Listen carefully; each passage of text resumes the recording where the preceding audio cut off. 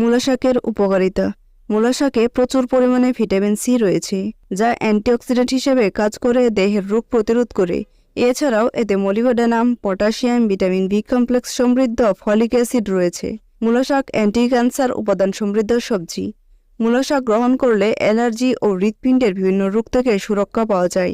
মূলা শাক আমাদের দেহ থেকে ফ্রি রেডিক্যাল বা মুক্তমূলক পরিষ্কারক হিসেবে কাজ করে।